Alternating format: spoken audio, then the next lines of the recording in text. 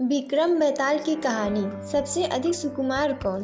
राजा विक्रमादित्य अपने कंधे पर बेताल को लादने की कई कोशिश कर चुके थे, लेकिन हर बार बेताल कोई कहानी सुनाता और राजा विक्रमादित्य के हाथों से बच निकलता। इस बार भी बेताल ने एक नई कहानी सुनाई। बेताल कहता है, एक बार की बात है, अंग देश के एक गांव में एक ब्राह्मण अपनी पत्नी और 3 बेटों के साथ रहता था। एक बार ब्राह्मण ने अपने तीनों बेटों को बुलाया और कहा कि हमारे तालाब के लिए एक कछुए की जरूरत है। कल तुम तीनों समुद्र के पास जाकर वहां से कछुआ पकड़कर ले आना। तीनों ने हाँ कर दी और दूसरे दिन तीनों माता पिता का आशीर्वाद लेकर समुद्र की ओर चल पड़े। वहां तीनों को एक बड़ा सा कछुआ दिखाई दिया, लेकिन तीनों में से कोई भी उसे उठाने के लिए तैयार नहीं हुआ।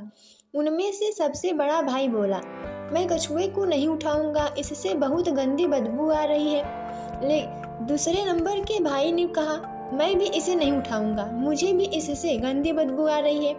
तीसरे नंबर के भाई की बारी आई तो उसने कहा, मैं भी इसे नहीं उठा सकता, मैं बहुत कोमल हूँ। तीनों में झगड़ा शुरू हो गया और यह मामला राज दरबार तक पहुँच गया। राजा ने कहा, इस प्रकार का मामला मेरी जिंदगी में पहली बार आया है, इसका न्याय मैं कल सुबह करूंगा। आज आप हमारे यहाँ मेहमान हैं, इसलिए भोजन और आराम यहाँ पर ही कीजिए।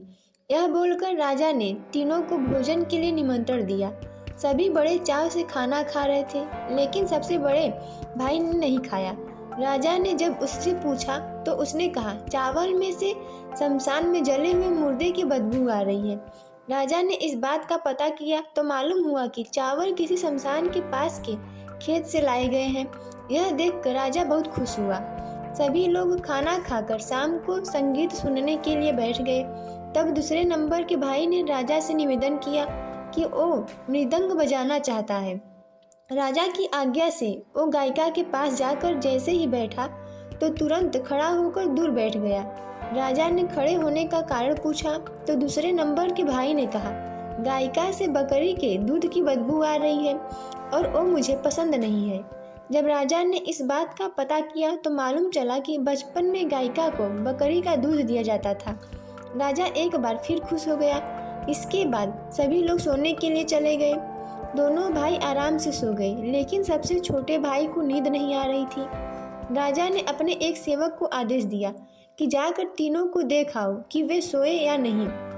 सेवक गया तो उसने देखा कि सबसे छोटे भाई को छोड़कर बाकी दोनों सो गए हैं। सेवक ने यह समाचार राजा को दिया और राजा इसका कारण जानने के लिए खुद वहां पहुंच गया जहां तीनों सो रहे थे। राजा को देखकर तीनों उठ बैठे। राजा ने सबसे छोटे वाले भाई से पूछा, आपको नींद क्यों नहीं आ रही? तब वह बोला, मुझे इस बिस्तर पर कुछ चुभ रहा है। यह सुनकर सेवक ने तीनों के बिस्तर की छानबीन की तो उन्हें कुछ नहीं मिला।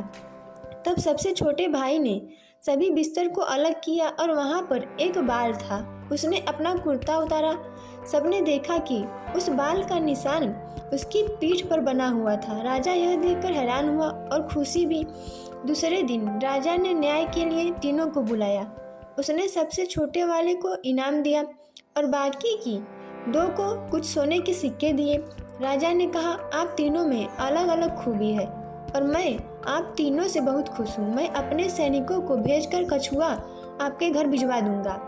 इतना कहकर बेताल ने विक्रम से पूछा, बताओ तीनों भाइयों में से सबसे अधिक सुकुमार कौन था?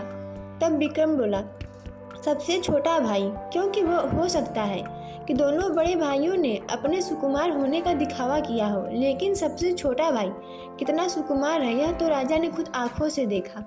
विक्रम का सही जवाब सुनकर बेताल ने उसकी तारीफ की और अपनी शर्त के अनुसार वापस पेड़ पर जाकर लटक गया। इस कहानी से हमें यह सीख मिलती है कि कभी भी उन गुणों को उजागर नहीं करना चाहिए जो हम में है ही नहीं। दोस्तों, ऐसे ही वीडियो देखने के लिए हमारे चैनल को सब्सक्राइब करें, वीडियो को लाइक और शेयर करें।